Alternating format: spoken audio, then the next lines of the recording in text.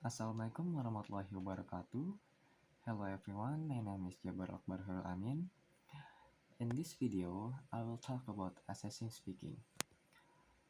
Most of us speak every day, right? It's part of who we are. We speak to our friends, our colleagues, at work, even to ourselves. When we speak, our brain is engaged in a whole range of activities, from finding words to putting them together in a meaningful way.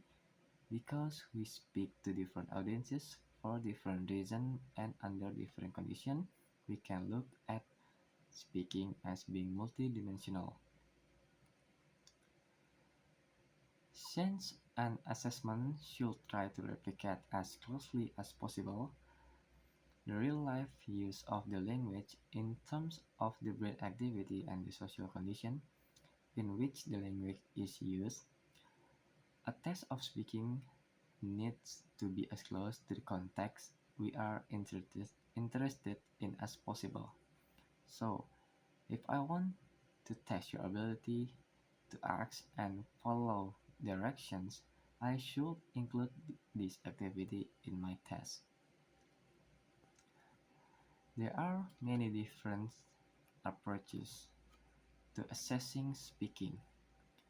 The most commonly used formats are: first one, the interview, which can have one test taker and one or more examiners. And the second, the oral presentation, with one test taker speaking to a real or imagined audience. Next, the interactive task, with at least two or more test takers working together, often to solve a problem or make a decision. And the last, the group discussion task, with 4 to 6 test takers.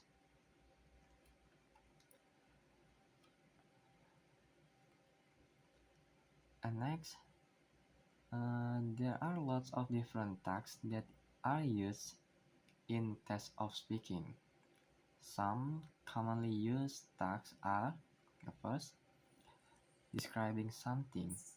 This can be a picture, a place, or a person, or even an action.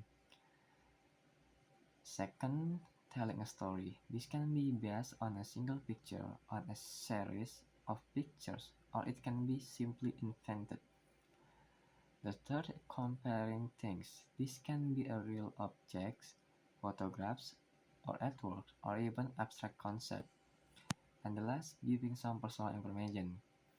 This might involve talking about your family, hobby, hometown, or some experience you have had, such as a holiday. All of these can be done in different settings. They can be performed live in front of one or more examiners. They can be recorded and evaluated later by one or more examiners. The test takers can also talk over a phone to an examiner or to a recording device. Yet another option is for the test taker to communicate via a computer or tablet with the examiner, either live or working from a recording. In all these situations, the examiners award a score or grade based on what they have observed. Just how they do that is the final part of the puzzle. When the examiner is asked to award a score for a speaking test performance, it usual practice that they use a set of description of what to expect a different level of ability. This set of description is known as a rating scale. Some rating scales are simple in design and simple to use. Others are more complex, as with most things. The complex ones tend to be best, but are more difficult to create and to use. Improvement in voice recognition technology, when combined with advance in computer power and speed, as well as in our understanding of artificial intelligence, means that we are getting close to having an interactive conversation with a machine, which will then rate your performance. To create a useful test of speaking, we need to think about all these things while at the same time making sure that the language the test generate will reflect what we are planning to assess. Getting all this right is not an easy job as there are often conflicting demands which make development of a speaking task a bit of trade-off.